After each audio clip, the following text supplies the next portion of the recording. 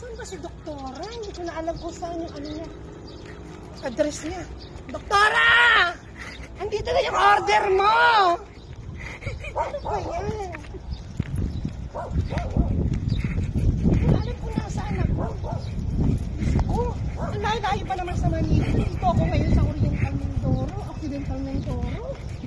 Diyos ko, ang layo-layo. Doktora! Saan ka na po?